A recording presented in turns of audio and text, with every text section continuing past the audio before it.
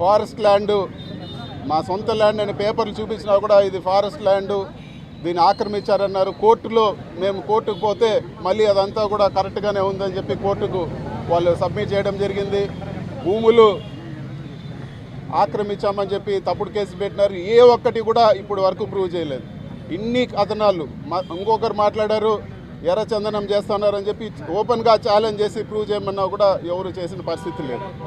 ఇప్పుడు వరకు చూస్తే అన్ని ఆరోపణలు చేసి ఇప్పుడు చివరిగా లిక్కర్ స్కామ్ అని చెప్పి ఇంకొక ఆరోపణ చేస్తున్నారు. ఇన్ని ఆరోపణలు లాగిన ఇది కూడా ఒక పొలిటికల్ హరాస్మెంట్ కేసు మాత్రమే.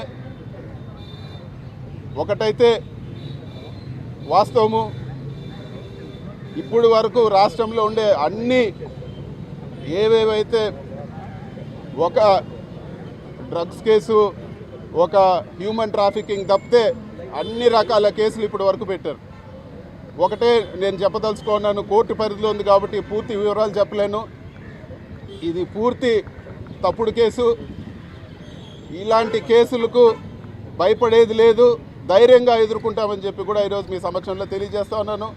కోర్టులో డెసిషన్ వచ్చిన తర్వాత ఈ కేసు గురించి కూడా పూర్తిగా నేను మీ అందరితో కూడా మాట్లాడతానని చెప్పి తెలియజేస్తాను. సార్ వాళ్ళకి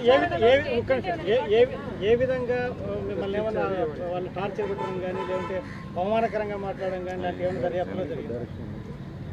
ఇది కోర్టు పరిధిలో ఉంది. ఈరోజు జరిగిన